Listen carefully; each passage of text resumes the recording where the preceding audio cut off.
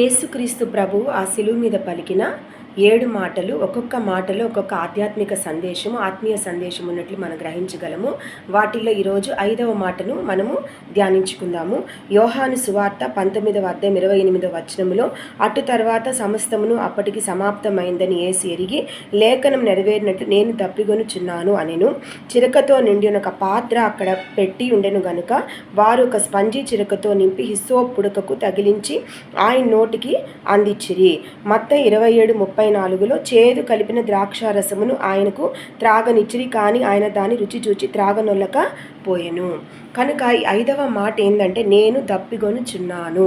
కాబట్టి 5వ మాట యేసయ్య అంటున్నది ఏంటంటే నేను దప్పిగొనుచున్నాను. కనుక ఇక్కడ యేసయ్య ఈ మాటను స్పష్టంగా మాట్లాడుతున్నాడు. మరి ఈ మాటలోని ఆత్మీయ సందేశం ఏంటి, ఆధ్యాత్మిక అర్థం ఏందనేది మనం ముందు చదువుకుంటూ లేఖనాల ద్వారా గ్రహించుకుంటాము. కనుక ఒకసారి మనము కీర్తనలు 69:21లో చూసుకున్నప్పుడు, వారు చేదును నాకు ఆహారముగా పెట్టిరి, నాకు దప్పి అయినప్పుడు చిరకను త్రాగనిచ్చిరి. కీర్తన 22:15లో నా బలం ఎండిపోయి చిల్ల పెంకు వలె ఆయను, నా నాలుకను నా దవడను అంటుకొని ఉన్నది. కనుక ఈ 5వ మాటలో జరిగే ఈ సన్నివేశాన్ని దావీదు మహారాజు ఎప్పుడో మరి పాత నిబంధన గ్రంథములోనే కీర్తనలో ఆయన దీన్ని స్పష్టంగా రాసినట్టు మనం చూడగలము. అంటే పరిశుద్ధాత్మ దేవుడు ఆయన ద్వారా ప్రవచింపజేసినట్లు మనం చూడగలము. ఇది ఒక్కటే కాదు, 5వ మాటే కాదు. మనం 1వ మాట చూసుకున్నా, 2వ మాట చూసుకున్నా, మనం ఏ మాట కూడా చూసుకున్నప్పుడు మరి ప్రతి ఒక్క మాట యేసు ప్రభు మాట్లాడిన ప్రతి ఒక్క మాట ప్రవక్తల ద్వారా ఎప్పుడో ప్రవచింపబడినట్టు ప్రతి ఒక్క మాట మనం గ్రహించగలం. అది మొదటి మాట అయినా, 2వ మాట అయినా, ఇప్పుడు మనం అంటే మనం ఏదైతే ధ్యానిస్తున్నాం 5వ మాట అయినా, ప్రతిదీ కూడా ముందుగానే పరిశుద్ధాత్మ దేవుడు లేఖనాలలో మరి ఆయన ప్రవక్తల ద్వారా ప్రవచింపచేసినట్టు మనము ఇక్కడ చూడగలము. కనుక యేసుక్రీస్తు యొక్క శిలువ బలియాగము, మరి ఆయన పొందిన మరణము కానీ పునరుద్ధానము కానీ ఏదో అకస్మాత్తుగా యాదృచ్ఛికంగా జరగలేదు. కానీ ప్రతి సన్నివేశం వెనుక, ప్రతి మాట వెనుక, మరి ఆయన చేసిన ప్రతి ఒక్క కార్యం వెనుక తండ్రి యొక్క ప్రణాళిక ఉంది. ఆయన యొక్క ప్రయోజనం మానవాళికి చేయాలని ఉద్దేశం కూడా ఉన్నట్లు మనము గ్రహించగలము. ఇక్కడ యేసయ్య మరి ఏ పాపము ఎరుగని మన పరిశుద్ధమైన యేసుక్రీస్తు అనే దేవుడు మరి ఇక్కడ ఆయన ఆ శిలువ మీద మరి ఎందుకు అక్కడ ఉన్నాడంటే, మరి సమస్త లోకంలోని సమస్త మానవ జాతి చేసిన మరి పాపపు క్రియలు కానీ, మరి పాపపు ఆలోచనలు కానీ, తలంపులు కానీ, మరి ఆదాము మొదలుకొని మరి ఆజ్ఞ అతిక్రమం చేసిన ఆదాము వల్ల విధింపబడిన శిక్ష కానీ, మరి తీర్పు కానీ మానవ జాతి మీద ఉన్నప్పుడు, మరి తండ్రితో అసమాధాన స్థితిలోనికి వాళ్ళు వెళ్ళిపోయినప్పుడు, ఉగ్రతకు గురైనప్పుడు, మరి పరిశుద్ధాత్మ దేవుడే మరి లోకమును యేసు ప్రభుగా వచ్చినట్లు మనం చూడగలము. పరిశుద్ధమైన జన్మము ఆయన జన్మించి కన్యక మరి గర్భమును ఎన్నుకొని లోకమును యేసు ప్రభుగా వచ్చి, మరి ఆ శిలువలో ఎక్కడైతే మనము ఆ శిలువలో మనం ఎక్కడైతే శిక్షణ అనుభవించాలంటే, సమస్త మానవ జాతి ఎక్కడైతే శిక్షణ అనుభవించాలో వాళ్ళు చేసిన పాపములకు, మరి అక్కడ యేసు ప్రభు మన స్థానములో మనకు విధింపబడవలసిన శిక్షను ఆయన భరిస్తున్నట్టు మనం చూడగలము. మరి మానవ జాతి చేసిన నేరాలు, ఘోరాలు, పాపపు క్రియలు, ఆజ్ఞ అతిక్రమము, ప్రతి ఒక్కదానికి విధింపబడవలసిన శిక్షను ఆయన భరిస్తున్నట్లు మనం అక్కడ చూడగలము. మరి తద్వారా మనకు పాప విముక్తి, రక్షణ అనే కృపావరములు అనుగ్రహించి నిత్య జీవములో ప్రవేశించడానికి మార్గాలు సరళము చేసినట్టు యేసయ్య కూడా మనం ఇక్కడ చూడగలం అన్నమాట. కనుక ఈ సన్నివేశం అంతా జరుగుతున్నప్పుడు యేసు ప్రభు 5వ మాట నేను దప్పిగొనుచున్నాను అన్నట్లు మనం చూడగలము. కనుక మనం ఇంకా చూసుకున్నప్పుడు కొన్ని వాక్యాలు 1 యోహాను 3:4లో పాపము చే ప్రతివాడు అతిక్రమమును అంటే ఆజ్ఞను అతిక్రమించుచున్నాడు, ఆజ్ఞ అతిక్రమము పాపము. రోమ 6:23లో ఏలైనగా పాపం వల్ల వచ్చే జీతము మరణము అన్నట్లు మనం చూడగలము. కనుక ఆజ్ఞ అతిక్రమం అనేది ఇక్కడ పాపంగా మనం చూడగలము. మరి పాపం వల్ల వచ్చే జీతం ఏమిటి? మరణము. మరి ఇటువంటి పాప శిక్ష నుంచి, మరి తీర్పు నుంచి యేసు ప్రభువు మన స్థానములో ఆయన రక్తాన్ని కార్చి మనకు పాప విముక్తి ఇచ్చినట్లు మనము చూడగలము. అలాగే రోమా 3:23లో ఏ భేదము లేదు, అందరూ పాపము చేసి దేవుడు అనుగ్రహించు మహిమను పొందలేకపోతున్నారు. కీర్తనలు 51:5లో నేను పాపములో పుట్టిన వాడను, పాపములోనే నా తల్లి నన్ను గర్భమున ధరించెను. హెబ్రీయులకు రాసిన పత్రిక 9:22లో విషయంలో రక్తము చిందింపకుండా పాప క్షమాపణ కలుగుదనియు సామాన్యముగా చెప్పవచ్చును. రోమా 8:1 కాబట్టి క్రీస్తునందున వారికి ఏ శిక్షా విధియో లేదు. ఇది మనం చెప్పుకునే మాటలు కాదు, కానీ ప్రతిదీ మరి లేఖనాల్లో గ్రంథములో మరి దేవుని యొక్క భక్తులు రాసిపెట్టినట్టు, మరి పరిశుద్ధాత్మ దేవుడు వాళ్ళ చేత రాపించినట్టు మనం చూడగలము. కనుక ఇటువంటి శిక్షా విధిలో ఉన్న మానవులను ఆ శిక్ష నుండి తప్పించి మరి మనకు పాప విముక్తి అనే ఆ కృపావరమును, మరి రక్షణ అనే కృపావరమును ఆయన మనకు ఇచ్చినట్లు చూడగలము. కనుక ఈరోజు క్రీస్తునందున్న వారికి ఏ శిక్షా విధియు లేదని ఇక్కడ తెలియజేయబడింది. అలాగే రక్తము చిందించకుండా కూడా పాపము నుంచి విముక్తి పొందడం కష్టము. కనుక ఎవరి రక్తం చిందించాలి? ఎవరైతే పరిశుద్ధులుగా ఉంటారో వారి రక్తము చిందించితేనే మరి ఎదుటి మానవాళ్ళలో ఉన్న పాపం విధింపబడిన శిక్షను నుంచి మనం విడుదల పొందగలము. కనుక వాళ్ళ పాపము నుంచి మనకు విడుదల ఇవ్వాలంటే ముందు వాళ్ళల్లో ఏ పాపం ఉండకూడదు. కనుక యేసు ప్రభువులు ఎటువంటి పాపము లేదు, ఆయన జన్మం పరిశుద్ధము. కనుక ఆయన రక్తమును కార్చి సమస్త మానవ జాతి యొక్క పాపము నుంచి విడుదలిచ్చినట్లు మనం చూడగలము. కనుక ఆ మానవ జాతి యొక్క పాపము నుంచి విడుదలివ్వడానికి ఆయన అర్హుడు గనుక ఈ కార్యము తండ్రి ఆయన సొంత కుమారుడైన యేసు ప్రభు ద్వారా చేపించినట్టు మనము చూడగలము. ఆ శిలువ మీద మన స్థానములో ఆయన ఈ బలియాగమును చేసి మరి మనకు పాప విముక్తి ఇచ్చినట్లు కూడా మనము గ్రహించగలం ఈ వాక్యాల ద్వారా. ఇంకా మనం చూసుకున్నప్పుడు నేను దప్పిగొనుచున్నాను అని ఇక్కడ మరి యేసయ్య అన్నట్లు చూడగలము. మరి ఏమి దప్పిగొనుచున్నాడు అనేది మనం గ్రహించుకోవాలి. ఒకసారి మనం యెషయా 41:19 చూసినప్పుడు చెట్లు లేని మెట్టల మీద నేను నదులను పారజేసేదను, లోయల మధ్యను ఊటలు ఉబక చేసేదను, అరణ్యము నీటి మడుగ్గా ఎండిన నీటి బుగ్గలుగా చేసేదను. యోహాను 17:37 ఎవడైనా దప్పిగొనెడలా నా యొద్దకు వచ్చి దప్పి తీర్చుకొనవలెను. కనుక యేసయ్య మీకు దప్పిక తీర్చుకోవాలంటే నా వద్దకు రండి. మరి నేను ఇక్కడ ఏమంటున్నాడు? చెట్లు లేని మెట్టల మీద నేను నదులను పారజేసేదను అంటే అక్కడ ఆయన దగ్గర మరి జల ప్రవాహాలు ఉన్నట్టు, మరి నీరు పుష్కలంగా ఉన్నట్లు మనం చూడగలము. మరి ఇటువంటి ఆయనకి దప్పిక ఎందుకు కలిగింది అనే అనుమానం చాలా మందికి రావచ్చు.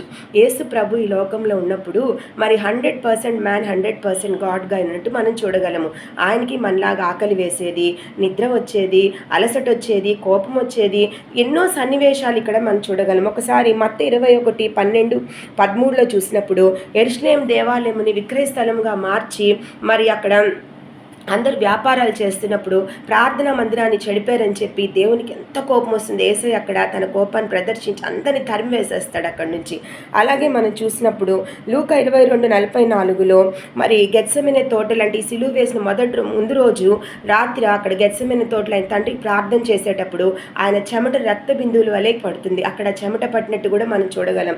అలాగే మనం మత్తయి 8:24 ఆయన నిద్రపోయినట్టు, యోహాను 4:6 అలసి ఉన్నట్లు, మత్తయి 4:2 ఆకలి వేసినట్లు, తర్వాత యోహాను 11:35 లాజరస్ చనిపోయినప్పుడు ఎంతో సన్నిహితుడు కనుక ఆయన ఏడ్చినట్టు దుఃఖపడినట్టు మనం చూడగలము.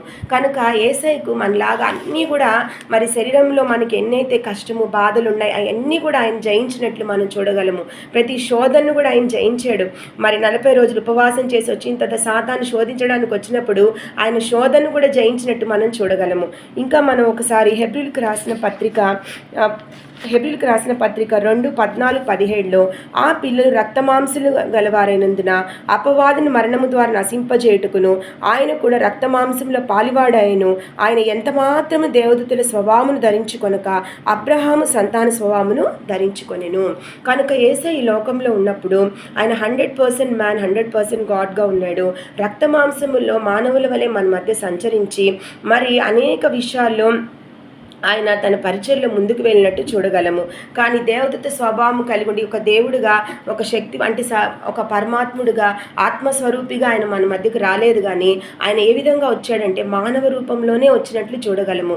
కనుక రక్త మాంసంలో సంచరించాడు. ఎందుకంటే మానవ రూపంలో వచ్చి మరి ఆ శిలువ మీద తన రక్తాన్ని కార్చాలి, మరి రక్తాన్ని చిందించాలి, పాపం నుంచి విడుదలియాలి. కనుక రక్త మాంసంలో పాలువాడే ఈ లోకమునికి వచ్చినట్లు మనం చూడగలము. అలాగే చూసుకున్నప్పుడు మరి ఇటువంటి పరిస్థితుల్లో ఆయనకు ఒకవేళ ఆ క్షణము దాహం కూడా వేసి ఉండొచ్చు. తప్పికొని ఉన్నానన్నప్పుడు దాహం వేసినట్టు అడిగి ఉండొచ్చు. మరి దాంట్లో ఎన్నో అర్థాలు వస్తాయి. శారీరక పరంగా చూసుకున్నా ఆయనకు అటువంటి మిట్ట మధ్యాహ్నం భయంకరమైన వేడి, శారీరక శ్రమ, భయంకరమైన వేదన, అది మిట్ట మధ్యాహ్నం భయంకరమైన ఎండ, ఆ ఎండకు ఆయనకి దాహం వేసి ఉండొచ్చు. మరి దాహం వేసి తప్పికొని అడిగి ఉండొచ్చు. కానీ మనం వీటిలో ఆధ్యాత్మిక అర్థాన్ని తీసుకున్నప్పుడు తప్పికొని ఉన్నానంటే ఎంతో అర్థం ఇక్కడ ఇస్తున్నట్లు మనం చూడగలము. ఒకసారి మనం చూసినప్పుడు లూకా 16:22-24 మనందరికీ తెలిసిన కథే ఇది. మనకి అబ్రహాము ధనవంతుడు లాజరస్ కథ. మరి ధనవంతుడు చాలా గొప్పవాడు, కొంచెం కూడా దేవుని భయభక్తి లేనివాడు, విచ్చలవిడి జీవితము, గర్వముతో అహంకారముతో డబ్బు గర్వంతో జీవించినవాడు. కానీ ఆయన రాజభవనం ముందు ఆయన రాజభవనం ముందు చాలా దరిద్రుడుగా బీదవాడుగా లాజరస్ ఉంటాడు. మరి లాజరస్ ఎంత ఒళ్ళంతా పుండ్లు, కుక్కలు పుండ్లు నాకుతూ భయంకరమైన పరిస్థితుల్లో ఉన్నప్పుడు ఈ ధనవంతుడు ఏ రోజు లాజరస్ని సరిగా పట్టించుకునింది లేదనమాట. ఇద్దరు చనిపోయిన తర్వాత మరి లాజరస్ పేదవాడైనా, చాలా దీనుడైన, దరిద్రుడైన, భయభక్తులతో దేవుని పట్ల ఉన్నందువల్ల దేవదూతలు వచ్చి ఆయన్ని పరదైసుకు తీసుకొని వెళ్ళినట్టు మనం చూడగలము. మరి ఆ పరదైసులో ఆయన అబ్రహాము రొమ్ము కానుకొనినట్టు కూడా మనం చూడగలము. కానీ ధనవంతుడు మాత్రము ఎక్కడికి తీసుకొని పోబడ్డాడు? పాతాళమునకు. మరి అక్కడ పాతాళములో అగ్నిలో అతని ఆత్మ ఆహుతైపోతూ భయంకరంగా ఆత్మ వేదన పడుతున్నప్పుడు ఆయన కొన్ని మాట్లాడతాడు. ఇక్కడ చూసినప్పుడు, తండ్రివైన అబ్రహాము నా యందు కనికరపడి తన వ్రేలి కొన్ని నీళ్ళలో ముంచి నా నాలుకను చల్లార్చుటకు లాజరును పంపుము, నేను అగ్ని జ్వాలో యాతన పడుచున్నానని కేకలు వేసెను. కనుక అతని ఆత్మ ఆ పాతాళంలో, నరకంలో అగ్నికి ఆహుతైపోతూ నరక యాతన పడుతున్నప్పుడు దాహం తీర్చమని అడుగుతాడనమాట. కనుక యేసు ప్రభువు ఎందుకు ఇప్పుడు దప్పిగొనుచున్నాను అని అన్నాడంటే, తన ఎందు భయభక్తులు గల బిడలు, మరి ఈ మానవ జాతి, మరి మొత్తం విశ్వాసులు ఎవరైనా సరే అనంతకాలము దాహం అనేది చెందకూడదని, ఆయన ఇచ్చే సమృద్ధి జీవజలాలు అందరూ పొందాలనేదే. అందుకని ఆయన ముందుగానే మనకన్నా ఆయన దప్పిగొని ఉన్నాను అని అంటున్నాడు. అనంతకాలం మనం దప్పిగొనకూడదని, తర్వాత మనకు దాహం వేయకూడదని ఆయన ముందుగానే నేను దప్పిగొనుచున్నాను అని అన్నట్టు మనం ఇక్కడ చూడగలము. మనం ఇంకా చూసుకున్నప్పుడు, ముందుకు వెళ్ళినప్పుడు ఇక్కడ కీర్తనలు 89:48 దావీదు మహారాజు ఈ విధంగా రాసి ఉన్నాడు: పాతాళం వశము కాకుండా తాను తప్పించుకొనగలవాడెవడు, మరణము చూడక బ్రతుకు నరడెవడు. కనుక పాపం వల్ల వచ్చే జీతం మరణము. కనుక పాపం వల్ల ఈ మరణం అనేది మానవ జాతిలో ప్రవేశించింది. కనుక ప్రతి ఒక్కరూ మరణము పాత్రులు. మరణమైన తర్వాత పాతాళంకి అగ్ని ఆగుతైపోవాల్సిన అవసరం ఉండింది. కానీ ఎప్పుడైతే యేసు ప్రభు వచ్చి ఆయన రక్తాన్ని కార్చి మరి మానవులను ఆ పాప శిక్ష నుంచి విడుదలిచ్చాడో, పాప విముక్తి ఇచ్చాడో, క్రీస్తునందున్న వారికి ఏ శిక్షా విధి లేదు. మరి వాడు ఆ పాతాళం పోయి అగ్ని ఆహుతైపోవాల్సిన అవసరం కూడా, అగ్నికి ఆత్మ ఆహుతైపోవాల్సిన అవసరం కూడా లేదనమాట. కనుక మనం భవిష్యత్తులో దప్పిగొనకూడదని, మనకు దాహం వేయకూడదని మరి ప్రభువు ఇక్కడ మన కోసం నేను దప్పిగొనుచున్నాను అని అంటున్నాడు. మరి ఆ పాతాళం యొక్క నరకాగ్నిలోకి పోయి మనం అగ్నికి ఆహుతైపోకూడదని, మన ఆత్మ నశించిపోకూడదని ప్రభువు ముందుగానే నేను దప్పిగొనుచున్నాను అని అంటున్నాడు. ఇంకా మనం ముందుకి చదువుకుంటూ పోయినప్పుడు మనందరికీ యోహాను 4:5-42 చూసినప్పుడు సమరయ స్త్రీ కథ మనందరికీ తెలుసు. సమరయ స్త్రీ కథ చూసినప్పుడు ఆ సమరయ స్త్రీ మరి ఆమె ఆ బావి దగ్గరికి నీళ్ళు చేదుకోవడానికి వచ్చినప్పుడు మరి మిట్ట మధ్యాహ్నం ఎవ్వరు లేని సమయంలో వస్తుంది. మరి ఆమె జీవితమును అక్కడ ఆమె కన్నా ముందు వచ్చి యేసుక్రీస్తు అక్కడ కూర్చొని ఉంటాడు. మరి అక్కడ ఆయన కూర్చొని ఉండి మరి ఆమెను పలకరించి మరి ఆమెతో అనేక ఆధ్యాత్మిక విషయాలను ఆయన మాట్లాడుతున్నాడు. ముందు ఆయన ఆమెని నీరు దాహానికి నీరు ఇవ్వమని అడిగినప్పుడు ఆమె యేసు ప్రభు మరి నా మామూలు నీరు అడుగుతుందని ఎంతసేపుడికి ఆ బావిలో నుంచి ఛేదించే నీరు గురించి ఆమె ఆలోచిస్తుంది. కానీ ప్రభు అక్కడ ఆమెకు ఆధ్యాత్మిక విషయాలు తెలియజేయాలని మరి ఆ నీరుని కాదు కానీ ఆయన శాశ్వత జీవాన్ని ఇచ్చే జీవజలాల గురించి మాట్లాడుతున్నట్టు ఆమె గ్రహించుకోదు.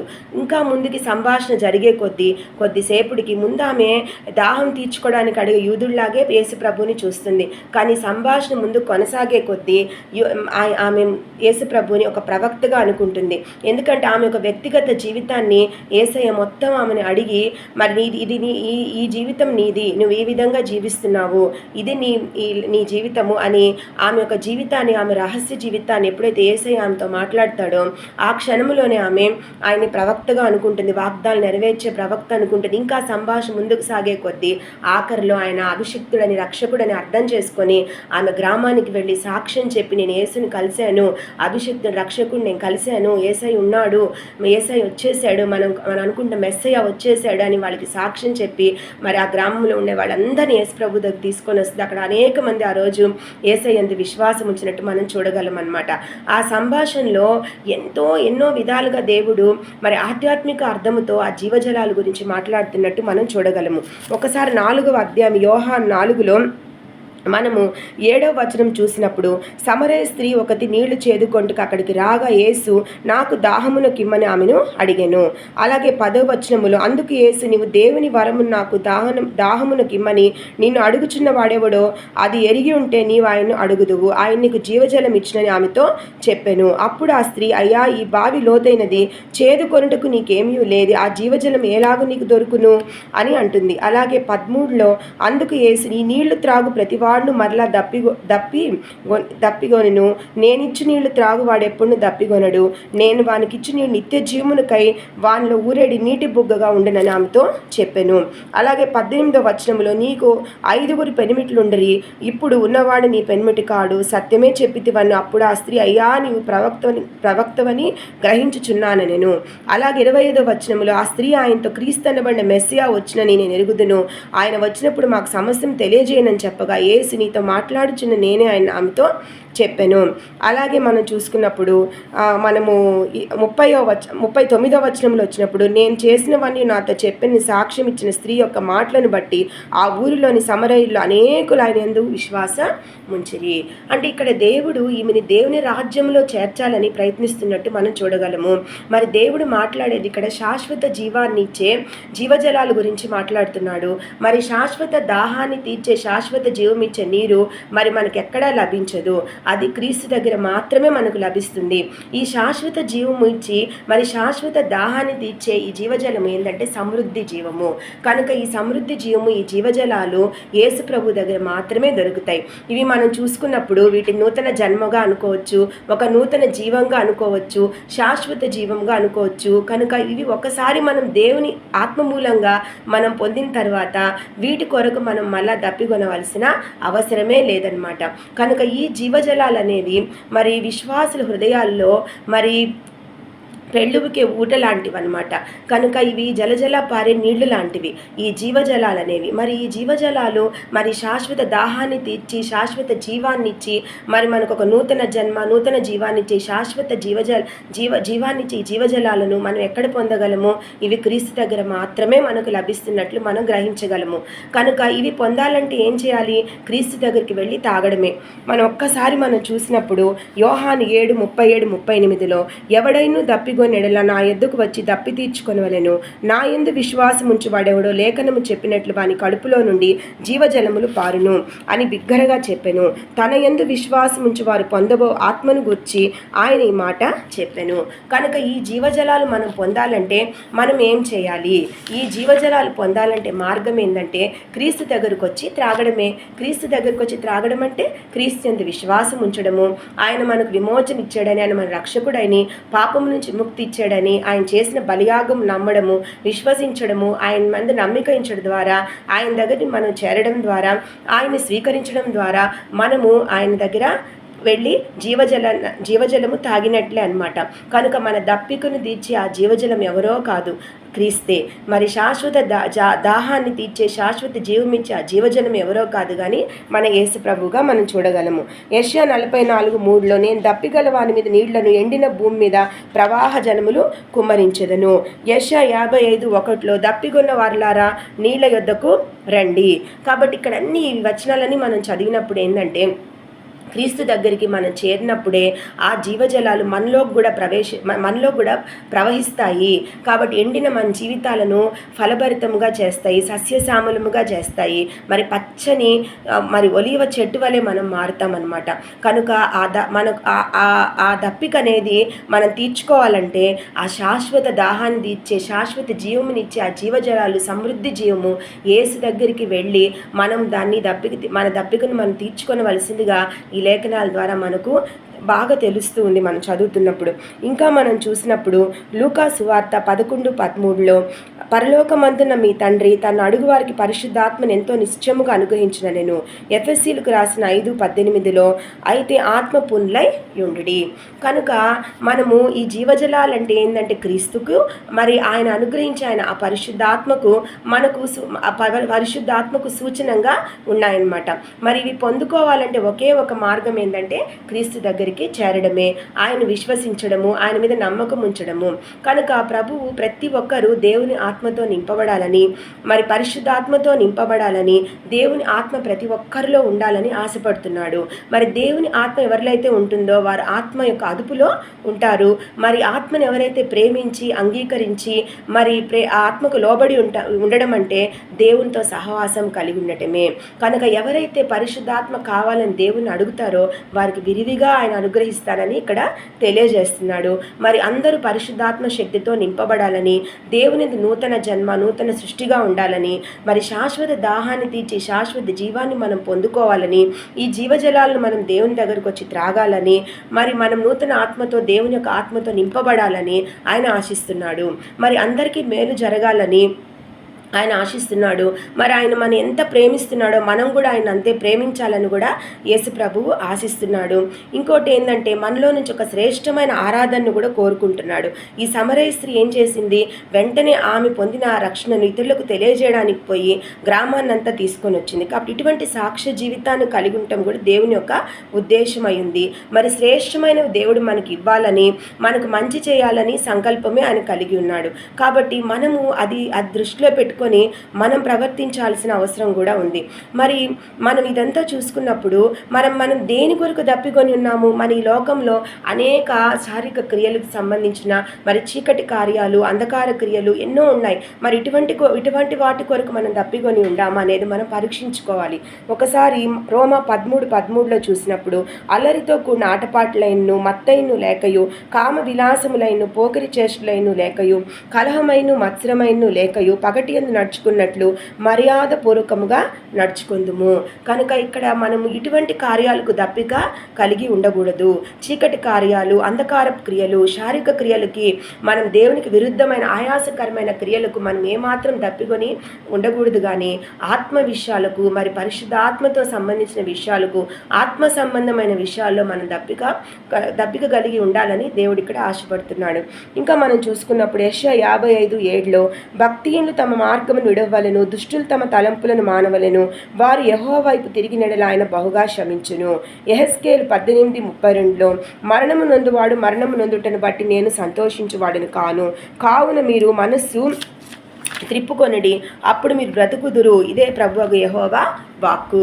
కనుక దేవుడు ఇక్కడ ఏమంటున్నాడంటే, మీరు నేరాలు ఘోరాలు చేస్తూ పాపములో ఉంటూ రోజు రోజుకి నశించిపోతూ, మరి నాకు విరుద్ధంగా ప్రవర్తిస్తూ, నాకు దూరమైపోతూ, మీరు చనిపోయిన తర్వాత మీ ఆత్మ పాతాళం అగ్నిలో ఆహుతైపోవాలని, మీరు సర్వనాశనం అయిపోవాలని నేను అనుకోవడం లేదు.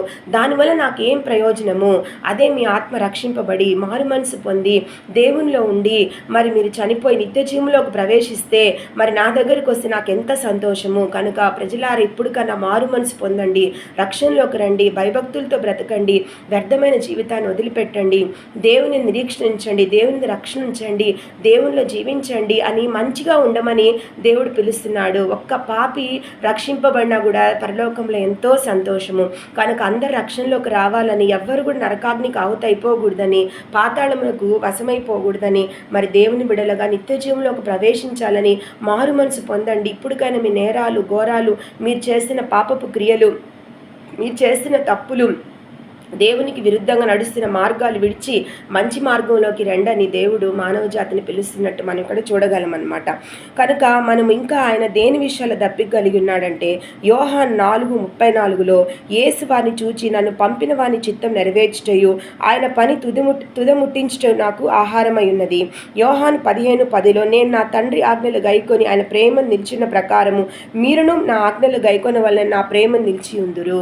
కనుక ఇంకా ఏం ఆశిస్తున్నాడంటే దేవుడు తన తండ్రి ఏ విధంగా ఏ పని మీద యేసయ్యను ఈ లోకమును పంపించాడో ఆ పనిలో నిమగ్నమై మరి దేవుని సంకల్పం ప్రకారం పనిచేయడమే ఆయనకు అసమానమైన సంతృప్తి ఉన్నట్టు ఆయన ఇక్కడ మనకు చూపిస్తున్నాడు ఈ వాక్యము ద్వారా. అలాగే ఆయన తండ్రి పట్ల, ఆయన మాట పట్ల, ఆయన ప్రణాళిక పట్ల ఎంత విధేయత వహించాడో మనల్ని కూడా అదే విధేయతతో ఆయన పట్ల ఉండాలని ఆయన ఆశపడుతున్నాడు.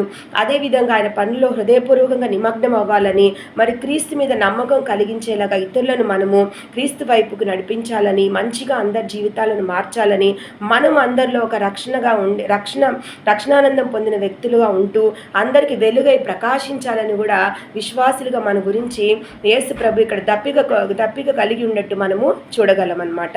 అలాగే ప్రకటన 22:17లో ఆత్మయు పెండ్లి కుమార్తె రమ్ము అని చెప్పుచున్నారు, వినువాడును రమ్మని చెప్పవలెను, దప్పిగొన్నవాని రానిమ్ము, ఇచ్చయించువాని జీవజలం ఉచితముగా పుచ్చుకొనిమ్ము.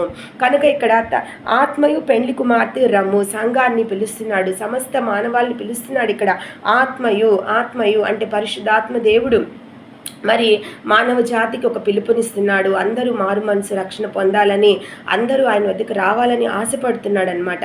రక్షణలోకి రావాలి, ఎవరి ఆత్మ కూడా నరకంలో నశించిపోకూడదు, పాతాళం అగ్నికి ఆహుతైపోకూడదని మరి దేవుడు మన ఆయన బిడ్డలను పిలుస్తున్నట్టు మనం ఇక్కడ చూడగలము.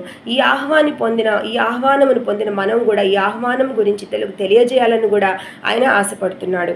అలాగే యూదా 1:23లో సందేహపడు వారి మీద కనికరము చూపుడి, అగ్నిలో నుండి లాగినట్లు కొందరు రక్షించుడి.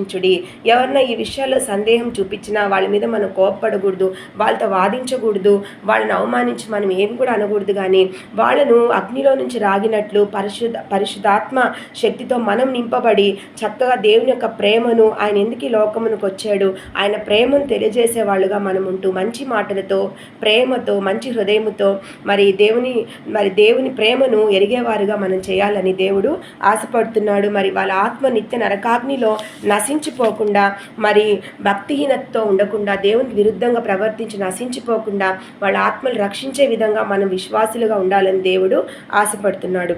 అలాగే 1 తిమోతి 2:4లో ఆయన మనుషులందరూ రక్షణ పొంది సత్యమును గూర్చిన అనుభవ జ్ఞానము గలవారు ఉండవలనని ఇచ్చయించుచున్నాడు. కనుక ఆయన క్రీస్తు ఏం ఆశిస్తున్నాడంటే ఆయన సత్యవంతుడు గనుక ఆయన గురించిన సత్యమును అందరూ తెలుసుకోవాలని, ఆయన రక్షణానందం అందరూ అనుభవించాలని, ఆయన ఉచితంగా ఇచ్చిన పాప విముక్తి, మరి రక్షణ, మరి నిత్య జీవంలోకి ప్రవేశము, ఈ ఆశీర్వాదాలు, ఈ వాగ్దానాలు, మరి ఈ వరాలను, కృపావరములు అందరూ పొందాలని ఆశపడుతున్నట్లు మనం చూడగలము. అలాగే చూసుకున్నప్పుడు మార్కు 16:15-16లో మరియు మీరు సర్వలోకమునకు వెళ్ళి సర్వ సృష్టికి సువార్తను ప్రకటించుడి, నమ్మి బాప్తిజం పొందిన రక్షింపబడును అని ఇక్కడ చెప్తున్న, నమ్మని వారు శిక్ష విధింపబడును.